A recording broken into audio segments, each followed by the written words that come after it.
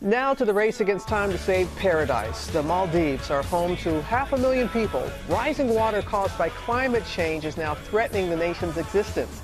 Ginger recently spent time there. Good morning again, Ginger. Good morning to you, Robin. You know, sea level rise can seem so abstract. It can seem like, well, hey, we have a long time to protect ourselves. Well, in the Maldives, they don't. It is an urgent issue. According to NASA, if we continue with this current rate of global warming, they will have 80% of their islands uninhabitable in the next 30 years.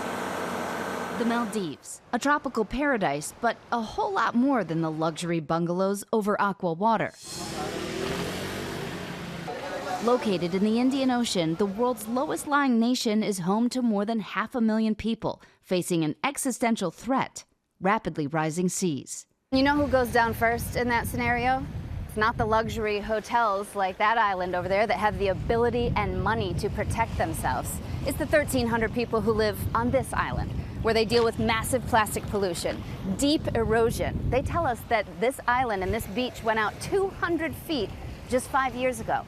So when you look out here, how does it make you feel?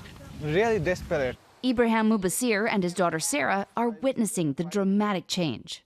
So 5 years of Sarah's life, and all she knows is floods It's flood every twice a month. Wow. And the water will go in your home, maybe up to here? 2 feet, yeah. It's not just land they're losing to the rising seas. It's fresh water. Mubasir's well, contaminated by salt water. Like 97% of the country, they no longer have fresh groundwater. Now it's only whatever falls from the sky. From the sky. And do you have enough? No, we don't have enough.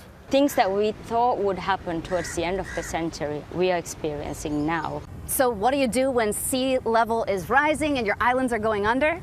You make your own island. We visited Hulamale, an artificial island commissioned first to address overcrowding. The island was built twice as high above sea level than the nation's natural islands. Maldivians call it their city of hope, but hope is waning. Fast forward to 2050, what is the reality in the Maldives? Are you willing to take the Maldives as climate refugees? And I think that's the conversation that needs to happen. Mohammed Nasheed, former president of the Maldives, is eager to see what comes out of the climate conference in Glasgow. You warned us in 2009, loudly, in Copenhagen, that there would be dire consequences for the Maldives if the rest of the developed nations did not take action and reduce emissions. It's been 12 years. The waves are stronger, the wind is stronger, the rain is more, the summer is longer, and it's hotter. The reefs have bleached and they have died. When the reefs die, the islands are defenseless. Bebe Ahmed started a reef restoration project called Save the Beach, helping Maldivians protect themselves, especially the kids. And your hope and dream is that they take this back and preserve around their island? I'm hoping they will take it to the island. Oh! A healthy coral reef can absorb 97% of wave energy, protecting it against erosion, even if it's made by a 3D printer. If we can't grow coral naturally, or it's dying rapidly, we print it? We print the base, we attach coral fragments, and we make them grow. Coral reefs buy time. The best defense that an island can have is its natural protection, which are the corals. We don't want to have to build walls around us and keep building it up. From 3D printed coral to what looks like a 3D printed city. 3 months from now, the world's first true floating city will begin construction.